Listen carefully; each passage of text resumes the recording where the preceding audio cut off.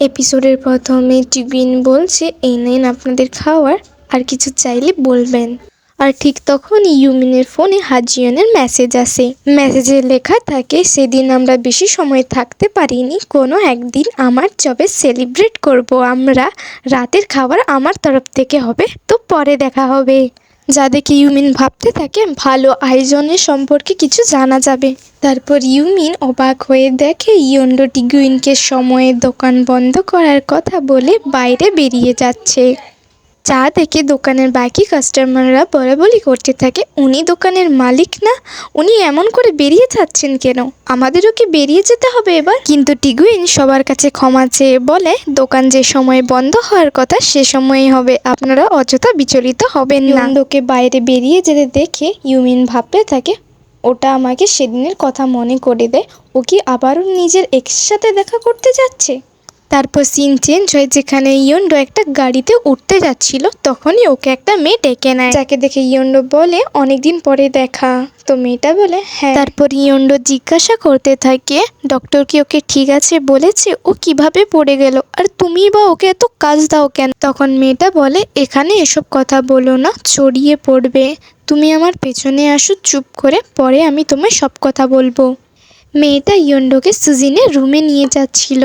ওখানের high security দেখে ইয়োন্ডো মনে ভাবতে থাকে, ভালো, এখানে হাই সিকিউরিটি।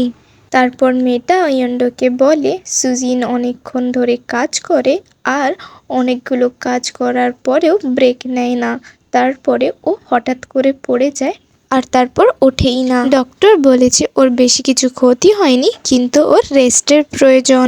জিজ্ঞাসা করে ও এখন কি করছে, তখন মেয়েটা উত্তর দেয়, মনে হয় ঘুমোচ্ছে। ইয়োন্ডো সুজিনের রুমের দরজা খুলে ওর ব্ল্যাঙ্কেট সরিয়ে ওর পাশে গিয়ে বসে।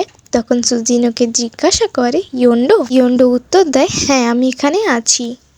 বলে, তুমি এসেছো কারণ আমি অসুস্থ তাই। ইয়োন্ডো জিজ্ঞাসা করে, তোমার কি জ্বরও হয়েছে? সুজিন উত্তর দেয়, হ্যাঁ, কিন্তু আমরা ঝগড়ার পরে এই প্রথম দেখা করছি।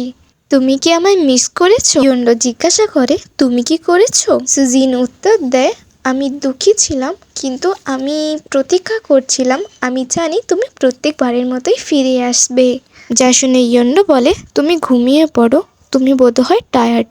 তারপর ইয়োন্ডো বাইরে বেরিয়ে এসে ওই মেয়েটাকে জিজ্ঞাসা করে, আমি কি রান্নাঘর ব্যবহার করতে পারি? আমি বেরিয়ে যাওয়ার আগে কিছু রান্না করতে চাই, সুজিন ঘুম থেকে উঠলে তুমি আর ও মিলে খেয়ে নিও। তখন ওই মেয়েটা বলে, তুমি কি রান্না করেই চলে যাবে? আমি ভেবেছিলাম সুজিন ঘুম থেকে উঠলে আমরা তিনজনে একসাথে খাবো। ইয়োন্ডো জবাব দেয়, আমি এমনটা কেন করব যখন আমাদের ব্রেকআপ হয়ে গেছে? মেয়েটা মনে ভাবতে থাকে, তাহলে ও এখানে এসেছিলই বা কেন, আর খাওয়ারই বা বানাচ্ছে কেন? জানি না এটা কি ডেট করার আগেও এমন ছিল, বা এতদিন ধরে ডেট করার পর এমন হয়ে গেছে। কিছু সময় পরের ঘটনা দেখানো হয়, যেখানে সুজিন ঘুম থেকে উঠে ইয়োন্ডোকে খুঁজতে থাকে।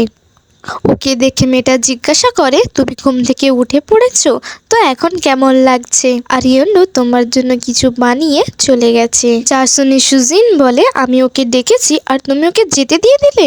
মেয়েটা উত্তর দেয়, ও বলেছে ব্রেকআপের পরে ওর আর কিছু যায় আসে না। যা শুনে সুজিন বলে, তাহলে ও এত রান্না কেন বানালো? তখন মেয়েটা বলে, হ্যাঁ আমিও ওটাই ভাবছি, তুমি তো কাজ করছিলে ইয়োন্ডোর জন্যে না, তুমি ওর কাছে ফিরে যাও বা ব্রেকআপ করো, কিন্তু তুমি এটা ঠিক করে নাও। যা শুনে সুজিন বলে, তুমি আমায় ইয়োন্ডোর কাছে নিয়ে যেতে পারবে?